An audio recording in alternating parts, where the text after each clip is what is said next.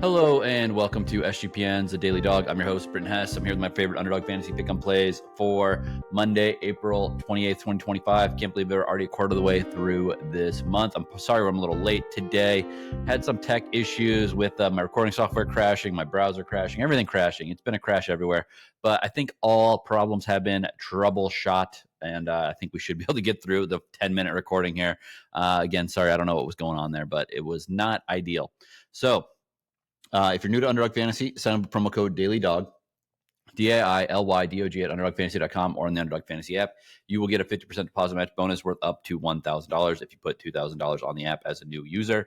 If you put less than $1,000, you get 50% on whatever that is. So if you put 100, you get 50 for free. 25, get 12.50 for free. $10, get 5 for free. Whatever your unit size is. No shame in that. Just take advantage of that promo code. Also got to say, hey, nice show on Friday. We ended up turning a profit between our picks for Friday and Saturday. I liked hitting the pitcher combo with Kodai Senga and Jake Irvin lower than 0.5. First inning runs allowed, and the same for Hayden Wesneski and Seth Lugo. Just trying to pick on some offenses that have started off a little bit slow and some good pitchers there. So that was a nice 3X. And then on Saturday, NBA hitting Evan Mobley higher than 16.5 points. Hartenstein over 8.5 rebounds. Could have alt-overed him, to be honest, but it is what it is. Also hit a nice UFC entry on Friday for Saturday's card. Malcolm Wellmaker fight time lower than 14.99 minutes. It was a first-round KO, so that one was easy. And then Ian Gary fight time higher than 17.5 minutes. Again, it felt like it was going to be a prodding affair. It was a prodding affair, and we ended up getting to the window on that one, 3.21x multiplier. So, we hit enough to feel good. I mean, we hit an NHL entry on Friday as well. So we turned a little profit. Again, at the end of the day, if we're turning a profit, we're doing well. So let's keep that up today. We got an entry that's starting soon, and I'm sorry this is so late again because there's some tech issues delaying me a couple hours. But Jesse Winker, higher than 1.5 hits, runs, and RBIs. He's hit well against Trevor Williams in the past in this Mets versus Nationals getaway game. Winker, higher than 1.5 hits, runs, and RBIs. Really good shot here. And then Jose Ramirez, higher than 1.5 hits, runs, and RBIs.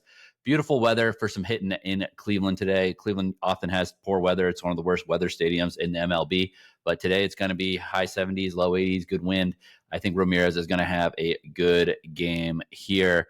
Again, I'm just confident in the way that he's going to hit against Bailey Ober, who has had a little bit of a tough start to the season. He's allowed a lot of hits, 8, 5, and 5, I believe, in his last 3 games. The amount of hits he's allowed. That the pro hitter Jose Ramirez is going to find a way to make contact with some balls in some key spots there. 2.7x multiplier on that one. Let's go to MLB entry number 2. Patrick Corbin, higher than 2.5 earned runs allowed against the Athletics. Corbin has faced off against this team already this year. He played pretty well. He only allowed 2 earned in 5 innings, but again, I think that some of these younger guys on the Athletics are starting to get confident. I think that Corbin, he's had some solid showings. He's not gone that deep into games yet, and he probably won't go beyond 5, 5.18, 5.2. He's probably not going 6+ no matter what in this game, unless he has a career day.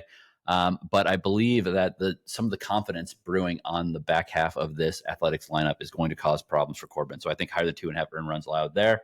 And then Matt Olson, higher than 1.5 total bases in Colorado, in Denver against the Rockies. Nice warm-ish day up there. Wind slightly blowing in, but I don't think it's going to matter too much with that thin air. Obviously, Olson against a righty and Feltner is a good matchup. I just think Olson's plate approach is terrible to watch, so I probably won't watch him when he's at bat. But I do think he's got a good shot at getting a double or more, a couple singles, something in here, because it's a good, advantageous matchup for him. 3.36x multiplier if that one comes home. NBA entry number 1. You know what I like to say? If it ain't broke, don't fix it. I'm not going to have to try to fix it with Evan Mobley higher than 16.5 points. Evan Mobley, we played it on Saturday. It came home. We're going to keep on playing it until we have a reason not to play it anymore. That's going to be the moral of the story for me. Evan Mobley, again, he can go 19, 20, 25 points, something like that, or get into that range with great frequency. And again, when his number's only 16.5 in this series, which he's played well in, I mean, so far he's at 19, 20, and 9 points in these games so far. So outside of that one, really at 9, he's been playing pretty good in this one. So let's get Evan Mobley in this game back to the 20-ish point mark and get this entry through. Then I'm taking Steph Curry higher than 5.5 assists. I actually got to give a shout out to Terrell Furman, aka at Rel on Twitter. Saw him put out some content today regarding this prop of higher than 5.5 assists. I liked what he had to see. Steph Curry's had 9 assists in the last 2 games. I think that him being a team leader means that he has to help guys out, not just try to take over. And Jimmy Butler back in the lineup means that he doesn't necessarily have to take as many shots. He can distribute the ball a little bit more. 2.51x multiplier there. All right, let's continue to NBA entry number 2. Jarrett Allen, higher than 10.5 boards. We know what Jarrett Allen does. He gets boards. I mean, that's his game. He had 11 in game 1. He had 10 last game. But again, I think that this is going to be a really highly contested game. I think him cleaning up inside is going to be paramount here. And then I'm going to pair that with Draymond Green, higher than 20.5 points, rebounds, and assists. The triple single. Hopefully they're high number singles there. The triple single get 20.5 points, rebounds, and assists. Jimmy Butler is back, but I don't know if he's fully healthy. He might be more of a decoy. Might be on a lot of painkillers. Draymond could go under the radar here and get some work done on that stat sheet. Let's go 7-7-7. Let's keep it simple. Lucky sevens. Let's get 21 points, rebounds, assists. Draymond 3x. All right, let's go to the NHL. NHL entry number 1. We're going to go Sam Reinhart, higher than 0.5 assists. I was really tempted to take his shots prop, to be honest, but he hasn't shot that much, and that's why I don't like the goals particularly right now, Sam Reinhart. I think he has a good shot at getting a point, but you're having to pay a pretty big price for that. But in all likelihood, if he gets a helper, or if he gets on the stat sheet, it's going to be a helper, not necessarily going to be a goal. He's just, again, not shooting very much, so you need like really high efficiency for him to get there with the goal. So that's why I'm taking Sam Reinhart higher than 0.5 assists. But you are getting a flat multiplier on Matt Duchene higher than 0.5 assists, which is crazy because he's the leading point man for the Stars, and obviously he's had, he hasn't had a point in this series yet. That is a bug. That is not a feature. Duchene is involved in this team offensively, so let's get Duchene higher than 0.5 points in this game. A goal or assist for Duchene with Sam Reinhart higher than 0.5 assists, 3.51x multiplier. Those are 2 guys who have been a big part of my NHL entries all season long. NHL entry number 2, Sergei Bobrovsky, higher than 2.5 goals against. We've seen some high-scoring games in this South Florida matchup between the Panthers and the Lightning. I think Bob is going to allow 2.5 goals here. Don't necessarily think they're going to lose, but I think he's going to allow 3 or more. So, and then I'm also going to take Mackenzie Blackwood higher than 2.5 goals against. I think that there's a good chance the Stars win this game at home. And it's weird that Ottinger is a reduced multiplier if he allows 2.5 or more or higher than 2.5 goals. But Blackwood is flat. It doesn't make sense to me. I like Blackwood higher than 2.5 goals against, 3.27x multiplier. All right, let's get to the pitcher entries. Pitcher entry number 1, Bailey Ober plus Gavin Williams, higher than 0.5 first inning runs allowed. Ober plus Williams, higher than 0.5 first inning runs allowed. Ober has allowed a ton of hits. As I said, it's going to be hitter weather in this one. And then Gavin Williams got so lucky in that last start against the Yankees. There's so many balls that were just foul that would have been home runs or extra base hits.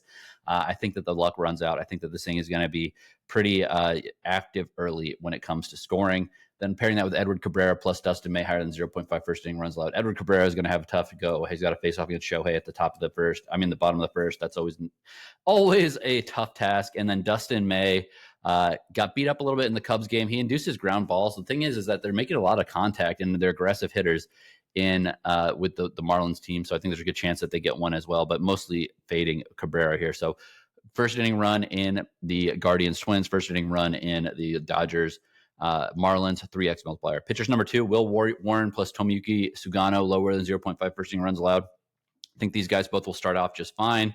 And then Jack Flaherty and Hanel Blanco, lower than 0.5 first inning runs allowed. Both these offenses take too much time to get going. If you ask me, I think that this could be 5 innings scoreless almost. So 2.91x multiplier with 0 first inning runs in the Yankees Orioles game and in the Tigers Astros game, 2.91x. All right, Lotto number 1, Tyler Harrow, higher than 3.5 3-pointers made. He's not been shooting a ton of 3-pointers in the series, but it's time to go balls to the wall.